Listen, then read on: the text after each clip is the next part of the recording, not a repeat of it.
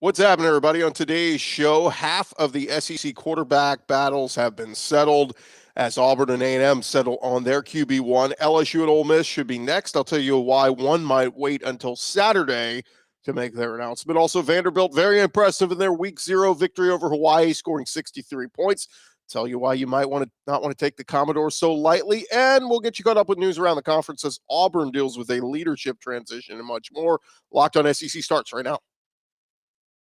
Are Locked On SEC, your daily podcast on the Southeastern Conference. Part of the Locked On Podcast Network, your team every day.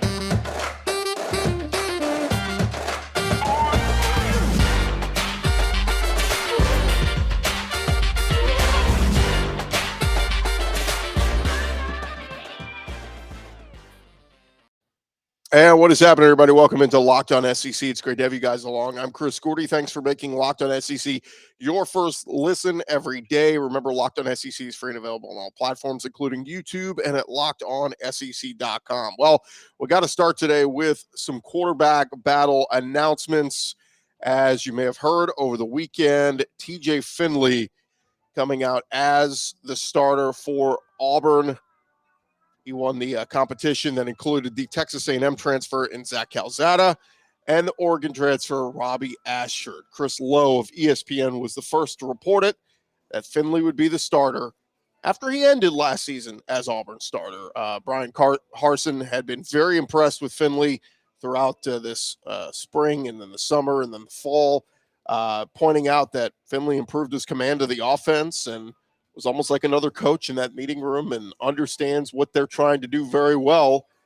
Finley was reported to have led in the competition for the last couple weeks, and apparently later got into fall camp, the more evident it was. Zach Calzada was slow coming back from that offseason shoulder surgery and kind of was just behind the curve. And Robbie Ashford, very impressive throughout the fall camp as well. A lot of people like his versatility, his running ability, and there's some thought that we're still going to see Robbie Ashford in some capacity, but according to Andy Burcham, the Auburn radio voice on an interview last week, he wondered if Robbie Ashford would be used in special situations for Auburn as kind of a wrinkle to the offense, but it's Finley.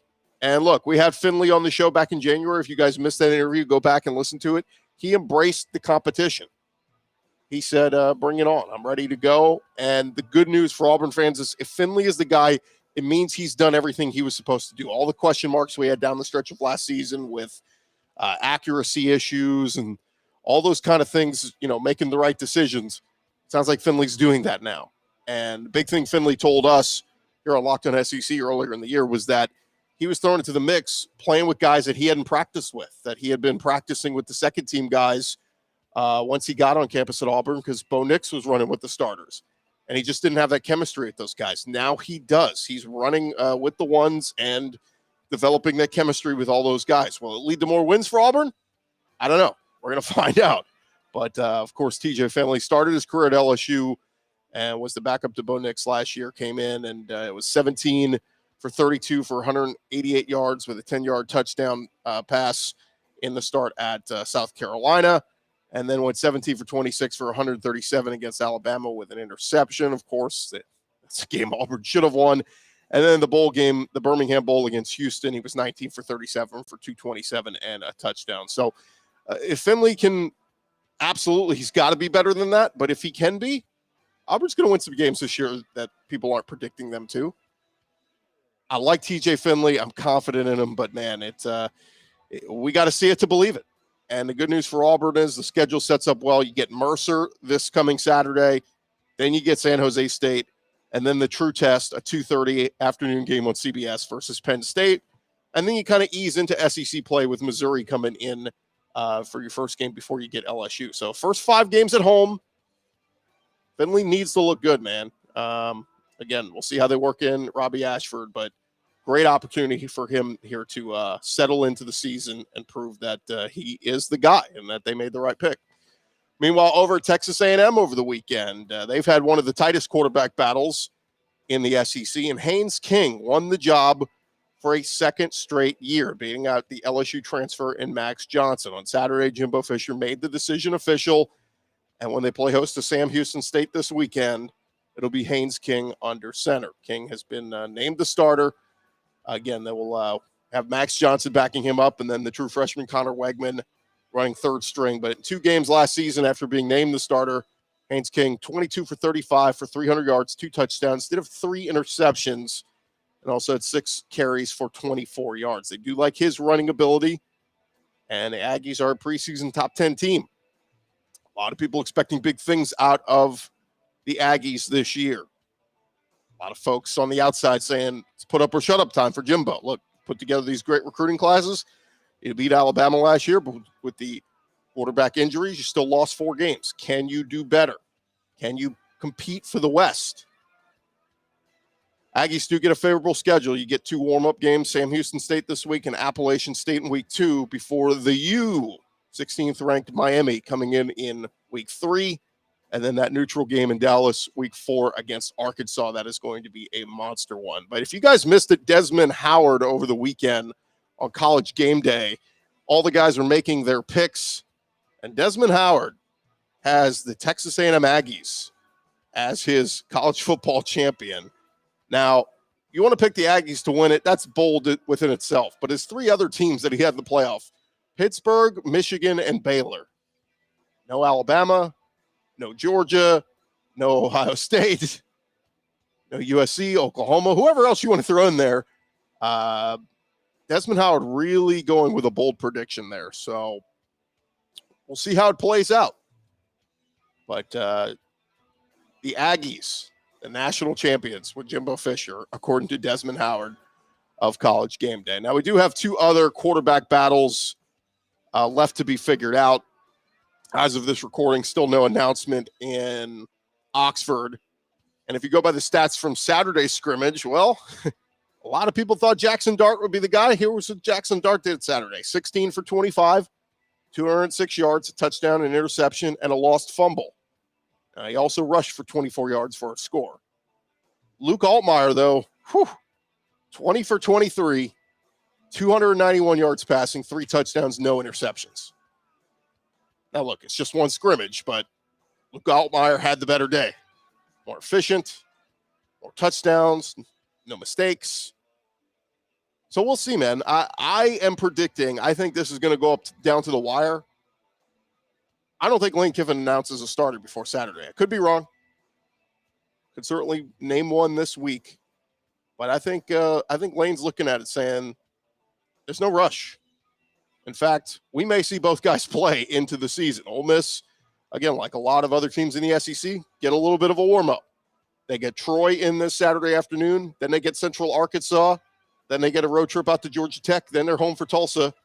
And it is until week 5 where they finally get Kentucky in Oxford, a top 20 team. So a little bit of a cushion here for Lane Kiffin to figure things out. And then lastly, Brian Kelly over at LSU. They've been hinting at it, that Jaden Daniels is going to be the guy, the Arizona State transfer. Again, as of this recording, no official quarterback named yet. But if you're listening to this on Monday, Brian Kelly's scheduled to meet with the media for his weekly presser for the week. Would not be surprised if he went out and named Jaden Daniels the starter. Now, some notes from practice on Saturday at LSU. Cameron Wire was running with the first team right tackle. Anthony Bradford moved down to right guard. Miles Frazier at left guard. And Jaden Daniels took most of the first team reps with Garrett Nussmeier, also getting some work with the top unit. But Jaden Daniels taking most of those reps. And that should kind of be a signal there that he is likely going to be the guy. But as of now, no official naming yet. A lot of these coaches waiting until they need to make an official announcement. Thank you guys again for making Locked On SEC your first listen every day. Coming up next, we're going to go around the conference. So we'll also recap what Vandy did in their week 0 game over Hawaii. Big dominant win for Vandy. We'll get to that in just a second. But first, got to ask you guys, look, are you one of those people who thinks it's okay to drive stoned? What is the worst that can happen? You end up driving below the speed limit, over the speed limit, no big deal, right? Wrong. The truth is your reaction times slow down when you are high. You are not only putting yourself in danger, but you're putting everyone around you in danger. Talk about a buzzkill. Stop kidding yourself. It is not okay to drive high. or drunk for that matter, if you've been using marijuana in any form, do not get behind the wheel. If you feel different, you drive different, drive high, you get a DUI. Again, that message from our friends at the NHTSA. And just something to keep in mind for this college football season. A lot of you like to celebrate in different ways. Just do it safe and responsibly.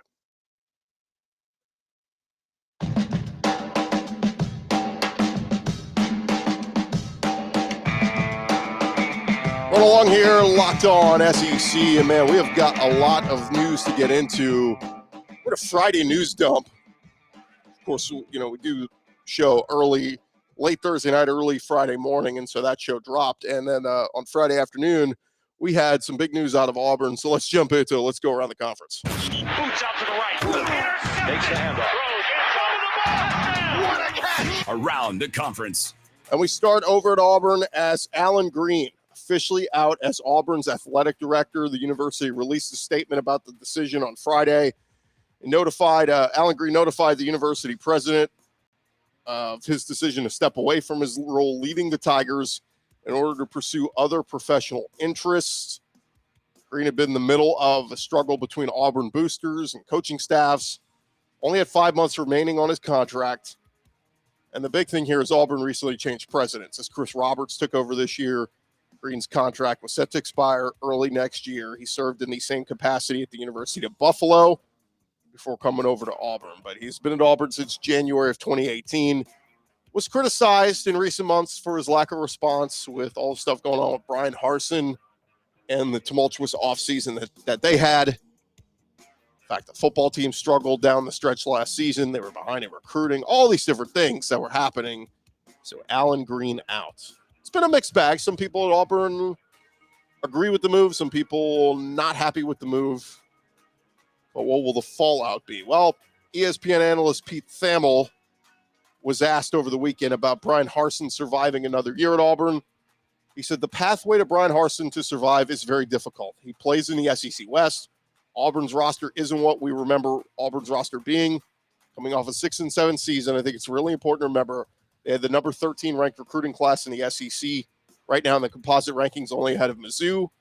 So as Auburn's power brokers look at Brian Harsin's future, in a time where Auburn usually has a top 3 class that is going to stand out, those same power brokers initiated an inquiry against him in February, didn't yield any other results. So it's been an awkward union that everyone expects to end somehow at the end of this season. So we will see what happens with Brian Harsin at the end of this year. But they did get some good news over at Auburn on Friday. It was crazy. You had this Alan Green story come out. And then DeQuavius Sori, a 4-star wide receiver out of the state of Florida, considering a bunch of SEC schools, and he chose Auburn on Friday. Its announcement was streamed on the 27 Sports YouTube channel. 6'2", 190 pounds, ranked the number 22 wide receiver in the class of 2023. He's the number 43 player from the state of Florida. We'll have 2 early games this week in the SEC. Starting on Thursday night, Brew McCoy and the Tennessee Volunteers. They will be one of them. And Brew McCoy was one of the big transfer pickups for Tennessee this offseason. Some big news for him coming out just a couple days ago as a 6'3", 220-pounder was deemed eligible and can play in Thursday night's game against Ball State. McCoy originally committed to USC, but transferred to Texas before the spring. And after going through spring practice with the Longhorns, he was back at USC, missed all the 2021 season, but now he is eligible. Josh Heupel told 24/7 Sports he has big plans for McCoy. He said, guys that didn't have spring ball, it's just getting integrated into what we're doing offensively, like some of the transfers that we had a year ago on offense. There's a growth process to understanding how we play. McCoy's got to soak those things up and be able to handle the tempo in particular in a really positive way here early as we get going. So great early test with playing Ball State. Tennessee will get an opportunity to get Brew McCoy acclimated and start to gel with Hendon Hooker, and just another weapon for Heupel to use offensively. Meanwhile, over at Missouri, Eli Drinkwitz and the Tigers, they will take on Louisiana Tech this Thursday night at home, 7 p.m. Central on ESPNU. It's a little bit of a schedule change. Eli Drinkwitz telling the media over the weekend, had we not moved this game, we would have 3 of our first 4 games on the road this year. He added that the scheduling should be an advantage, and thanks to their administration for working to change it. A couple months back, the Tigers were originally scheduled to go on the road and open this season at Middle Tennessee State before a road trip at Kansas State in week 2. So they flipped it. They got rid of the road trip to Middle Tennessee, and they got a Thursday night home game against Louisiana Tech. Now, a few other notes from Mizzou. Eli Drinkwitz talking about who we could see playing and in what capacity. He said their 3 primary backs will be Nate Pete, Schrader, and Young. Could go with the hot hand during the course of a game, but Nate Pete has been dealing with soft tissue issues, might not be prepared to handle 100% of the carries this week. But again, Cody Schrader and Elijah Young right back there to share the load. On the wide receiver group, Drinkwitz said he has as much confidence in the top 6 receivers as he's had since he's been there. Of course, that group highlighted by Luther Burden, one of the best wide receivers in this past recruiting class, one of the top freshmen in the country, and big expectations for him in Como this year. Meanwhile, when it comes to offensive lines, the SEC always has some dominant ones. And according to Pro Football Focus, they put out their top 10 offensive lines in the nation. 3 teams from the SEC ranking in the top 10. They've got the Georgia Bulldogs coming in at number 8, Texas A&M coming in at number 7, and the Arkansas Razorbacks at number 5. Now, the only thing with Arkansas is they've been banged up a little bit, some of their offensive linemen, in recent weeks of practice. So there's hoping they get those injuries healed up and they can be at full go here very soon. But Max Chadwick writes that both Ricky Stromberg and Bo Limmer made Pro Football Focus's top 25 interior offensive lineman list.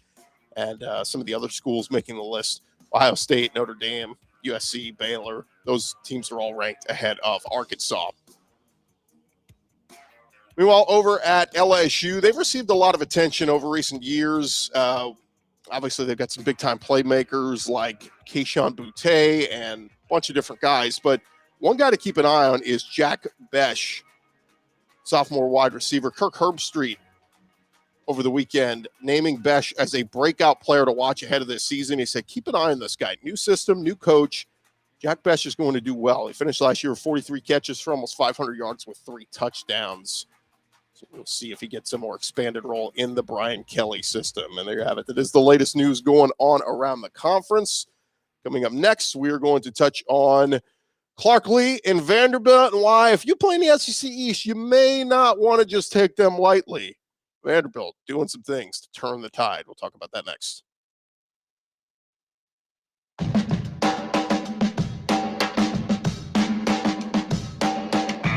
Going along here, Locked On SEC. Thank you guys again for making Locked On SEC your first listen every day.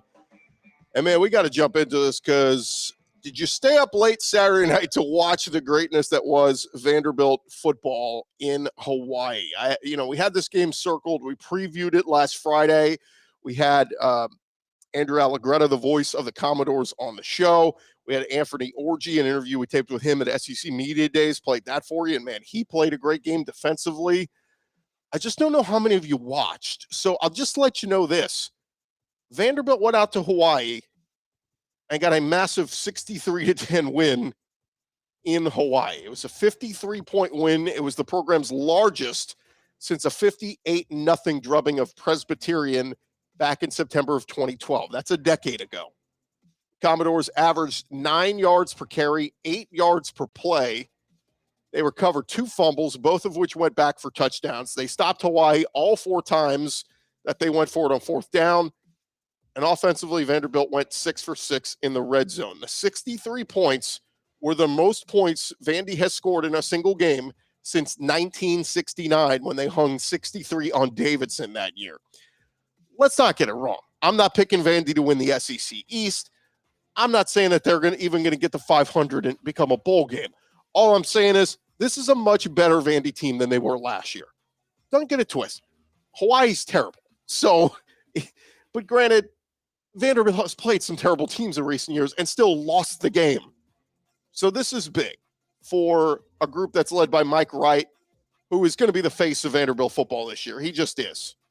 They brought him to SEC Media Days, who'd already named him the starting quarterback, and he was the catalyst for their offense this weekend. racked up over 300 yards of offense, 4 total touchdowns, 2 passing, 2 rushing, led the Commodores offense to its best offensive output in years. Vandy racked up over 600 yards of total offense, 400 rushing yards. After the win, Mike Wright talking to CBS Sports, he said that preparation was the key for Vandy this year. He said, I think we just owned into our operation. That was the game plan coming in. That's what That's just Vanderbilt football this year. That's the quote. That's just Vanderbilt football this year. Look, if you got Vanderbilt on your schedule, you probably already were throwing it up as an easy W if you're a fellow SEC East team. But I'm just telling you, this team is much different, much improved, much more talent, and they gave a damn. Think about last year when Vandy was losing a couple of those games. It looked like they quit when they lost in their opener to East Tennessee State.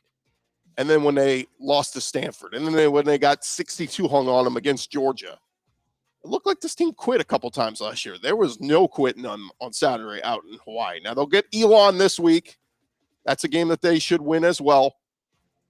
And Vandy very well should start 2-0. Now, if you want to go as bold as Dari Noka did, Dari has them winning their Week 3 game against Wake Forest. Wake Forest currently ranked at the top 25. Now, the game is in Nashville.